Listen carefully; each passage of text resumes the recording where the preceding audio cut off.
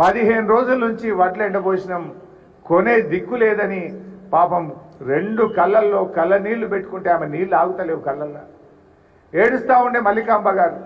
ఆమెను ఊరుకోబెట్టే కూడా పాపం ఆమె గుండె దడతోని బాధపడుతున్నటువంటి పరిస్థితి చూసాం. ఈ ప్రభుత్వం కనీసం వడ్లు కొనడం కూడా చేతకాని ప్రభుత్వం ఈ కాంగ్రెస్ ప్రభుత్వం. ఈరోజు ఆలోచించండి. రైతుల దగ్గర బోనస్ గురించి మాట్లాడితే వీని ముఖం బోనస్ ఏడిస్తాడు సార్, వడ్లే కొంటలేడు అని మాట్లాడుతున్నారు రైతులు. అంటే అంత బాధ ఇలా రైతులు ఎక్స్ప్రెస్ చేస్తూ ఉన్నారు. కనీసం రైతులకు 7,500 రైతు బంధు లేదు, బోనస్ లేదు, కౌలు రైతుల్ని పట్టించుకోలేదు, వ్యవసాయ కూలీల్ని పట్టించుకోలేదు, 2 లక్షల రుణమాఫీ అటైపోయింది. ఏ ఒక్క హామీ అమలు చేయలేదు. కనీసం కరెంట్ అన్న సక్కగించిందంటే కేసీఆర్ ఉన్నటువంటి కరెంటు కూడా ఇలా రైతులకు వచ్చే పరిస్థితి లేదు, వడ్లు కొనే పరిస్థితి లేదు.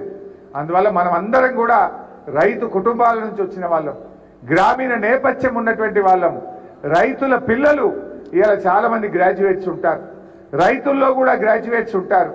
మీరు వాళ్ళ దగ్గరికి వెళ్ళి ఆ రైతులతోని పిల్లలకు చెప్పియాలి, మా ఉసురు పోసుకున్న రేవంత్కు బుద్ధి చెప్పాలని చెప్పి రైతుల చేత వాళ్ళ పిల్లలకు ఫోన్ చేయించి ఒట్టు పెట్టించుకోవాలి, మాకే ఓటేయమని చెప్పి మాట తీసుకొని విధంగా కూడా మీరు కృషి చేయాలని చెప్పి నేను కోరుతా ఉన్నా.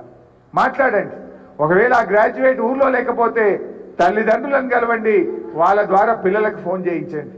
పిల్లలకు తోని మాట తీసుకొని ఈసారి రాకేష్ రెడ్డి కోటేస్తాం, బీఆర్ఎస్ పార్టీ కోటేస్తామనే విధంగా మీరందరూ కూడా గట్టిగా కృషి చేయాలని చెప్పి కోరుతా ఉన్నా.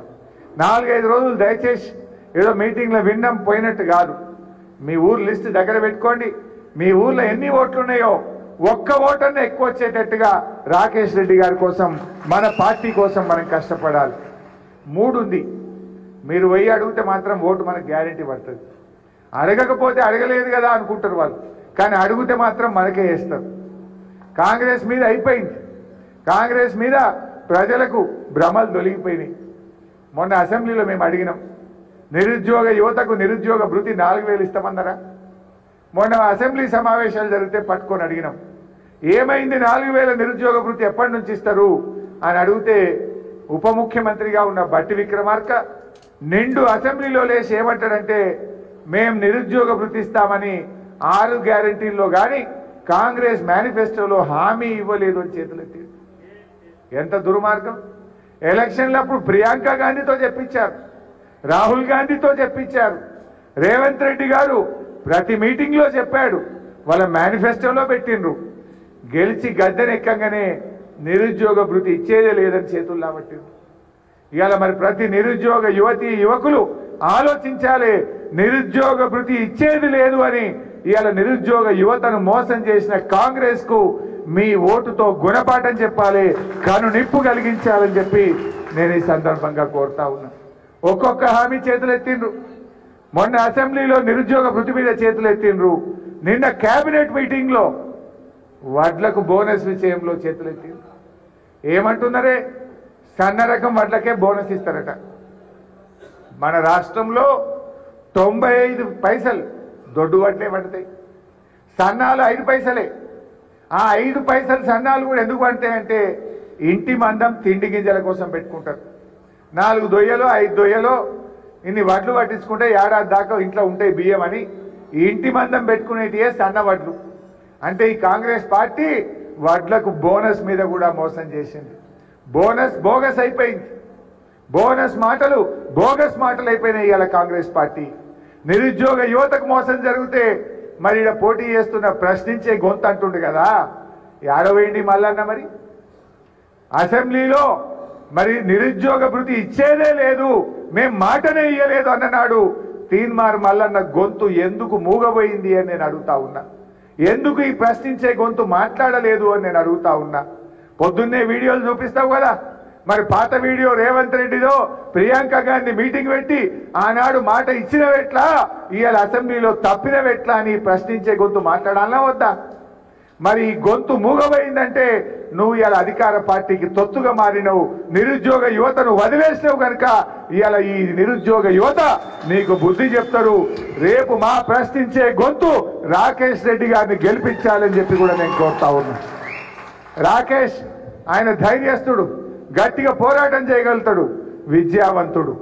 ఇవాళ మా వాసుదేవ్ రెడ్డి లాంటి ఉద్యమకారులు కూడా రాకేష్ రెడ్డి గెలుపు కోసం ఇవాళ అద్భుతంగా అందరం కలిసి పనిచేస్తూ ఉన్నాం. అందులో మీరు కూడా ఈ 4-5 రోజులు కష్టపడండి. ప్రతి ఇంటికి వెళ్ళాలి. ఆ ఊర్లో ఓటర్ లేకపోతే ఫోన్ చేయండి. వాళ్ళ బంధువులు ఉంటే కలవండి. బంధువుల ద్వారా కూడా ఫోన్ చేయించండి. ఉపాధ్యాయుల దగ్గరికి పోతే ఇలా వాళ్ళు బాధల్నే ఉన్నారు. ప్రభుత్వ ఉపాధ్యాయులైనా ప్రైవేట్ స్కూళ్ళలో పనిచేసే ఉపాధ్యాయులైనా మీరు వాళ్ళ దగ్గరికి వెళ్తే మా డిఏలు రాలేరు, మా పిఆర్సీ పట్టించుకోలేదు, మా ప్రమోషన్లు లేనే లేవు, మాకు ఉపాధ్యాయుల మీద లాఠీ చార్జ్ చేసిండ్రు అని ఇలా ఉపాధ్యాయులు కోపంగా ఉన్నారు. మీరు అడిగితే తప్పకుండా మీకే ఓటేస్తారు. ఉద్యోగస్తుల దగ్గరికి పోతే వాళ్ళు కేసీఆర్ గారిని యాద్ చేసుకుంటుండ్రు. ఇలా కేసీఆర్ ప్రభుత్వం 73% ఉద్యోగులకు పిఆర్సీ ఇచ్చిన ప్రభుత్వం మన బీఆర్ఎస్ ప్రభుత్వం. ఇలా 113% ఉద్యోగ ఉపాధ్యాయుల వేతనాలు పెరిగినాయి అంటే బీఆర్ఎస్ గవర్నమెంట్లోనే 113% పెరిగినాయి. రేవంత్ రెడ్డి వచ్చినాక ₹1 కూడా జీతం పెంచలే. బకాయి పడ్డ 4 డిఏలు కూడా పెండింగ్ లో పెట్టి ఉద్యోగస్తులకు అన్యాయం చేసింది కనుక ఇలా ఉద్యోగులు కూడా మనకు ఓటేసి వాళ్ళ బలమేందో కాంగ్రెస్ పార్టీకి చూపియాలనుకుంటున్నారు. మీరు పోయి కలవండి, వాళ్ళు తప్పకుండా మీకు మద్దతు ఇస్తారని చెప్పి మనం చేస్తా ఉన్నా. సో ఇట్లా ఎవరి దగ్గర పోయినా నిరుద్యోగ యువత అయినా గ్రాడ్యుయేట్లైన రైతులైనా అందరూ కూడా మనకు ఓటేయడానికి సిద్ధంగా ఉన్నారు. ముఖ్యంగా మహిళలు, వాళ్ళకు 2500 మహాలక్ష్మి అన్నారు. మహాలక్ష్మి కాస్త మహామోసం అయిపోయింది. మహిళా గ్రాడ్యుయేట్లు ఇవాళ మనకు ఓటేయడానికి సిద్ధంగా ఉన్నారు. మీరు వాళ్ళ దగ్గరికి వెళ్ళండి, ప్రతి విషయం అర్థమయ్యేటట్టు చెప్పండి, మద్దతును స్వీకరించండి. మరి 27వ తారీఖు నాడు పోలింగ్కు ఓటింగ్కు అందరినీ తెప్పించడం కూడా పెద్ద ఛాలెంజ్. తక్కువ మంది ఉంటారు. ఊరు మొత్తం మీద ఆడిద్దరు అన్నట్టు 40-50 మంది ఉంటారు. కొంతమంది బయట ఉంటారు. వరంగల్లో, జనగాంలో, హైదరాబాద్లో, ఇంకా ఖమ్మంలో, కరీంనగర్లో ఉంటారు. వాళ్ళతో కూడా మాట్లాడి వాళ్ళందరినీ కూడా మనం తెచ్చుకోవాలి. ఇవాళ సింగరేణి కార్మికులు రాజిరెడ్డి గారి నేతృత్వంలో సింగరేణిలో ఉండే గ్రాడ్యుయేట్ ఓటర్ల కోసం మరి ఆ టీం కూడా కష్టపడి పనిచేయాలి. తప్పకుండా రాబోయే రోజుల్లో మరి బీఆర్ఎస్ పార్టీ మన యూనియన్ను బలోపేతం చేసుకుంటాం, కార్మికులకు అండగా నిలబడతాం, కార్మికులకు అన్ని రకాలుగా కూడా బీఆర్ఎస్ పార్టీ అండదండల్ని భవిష్యత్తులో తప్పకుండా అందిస్తాం. మీరు కూడా గ్రాడ్యుయేట్ ఓటర్లు ఎందరున్నారో టీజీబీకేఎస్లా గట్టిగా తిరిగి అన్ని ఓట్లు కూడా సాధించాలి. మన విద్యుత్ సంస్థ ఏదైతే మన జనరేషన్ స్టేషన్ ఉందో అక్కడుండే ఇంజనీర్లు, అక్కడుండే గ్రాడ్యుయేట్లు కూడా ఇలా బాధపడుతున్నారు. ఈ ప్రభుత్వం చేతగాక ఉద్యోగస్తులు తిడుతున్నారు. నిన్న వరంగల్లో ఎంజీఎంలో కరెంటు పోయింది. రేవంత్ రెడ్డి మాట్లాడతాడు, హరీష్ రావే కరెంటు తీపిస్తుండు అంటాడు. నీకు చేతగాక పాలన రాక 4 గంటలు 5 గంటలు కరెంటు పోయి రోగులందరూ ఇబ్బందులు పడతా ఉంటే ఆ నెపం విద్యుత్ ఉద్యోగుల మీద నెడతా ఉన్నాడు. సరే నన్ను తిట్టినావు పడతా నాకేం బాధ లేదు. విద్యుత్ ఉద్యోగులు ఏం చేసిండ్రు? ఇవాళ చీకటిమయంగా ఉన్న తెలంగాణను వెలుగుల జిలుగుల తెలంగాణ చేసిన ఆ విద్యుత్ ఉద్యోగులను తిట్టే హక్కు నీకుందా అని అడుగుతా ఉన్నా. ఇవాళ విద్యుత్ ఉద్యోగులను తన చేతగానితనాన్ని, తనకు పరిపాలన రాక ఇవాళ విద్యుత్ ఉద్యోగులను తిడతా ఉన్నాడు, ఉద్యోగస్తులను తిడతా ఉన్నాడు. ఇవాళ విద్యుత్ ఉద్యోగులు కూడా ఈ ప్రభుత్వం మీద కోపంగా ఉన్నారు. ఎందుకంటే వాళ్ళను ప్రజల దృష్టిలో విలన్లుగా మార్చి వాళ్ళను తన తప్పును వాళ్ళ మీద నెట్టి విద్యుత్ ఉద్యోగులను ఇబ్బంది పెడుతుంటే ఇవాళ విద్యుత్ ఉద్యోగులు కూడా ఈ ప్రభుత్వానికి గుణపాఠం చెప్పాలని చూస్తూ ఉన్నారు. అందువల్ల మీరు ఎవరిని కదిలిచ్చినా అందరూ మన వైపే చూస్తున్నారు. మీరు కలవాలి, మాట్లాడాలి, ఓటును అభ్యర్థించాలి.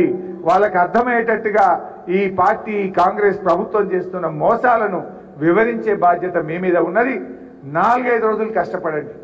ఇందాక రమణారెడ్డి గారు చెప్పినట్టు కాంగ్రెస్ పార్టీ వాళ్ళే మాకు వద్దురా బాబు ఈయన అంటున్నారట, ఈయనను ఓడగొట్టాలంటున్నారట.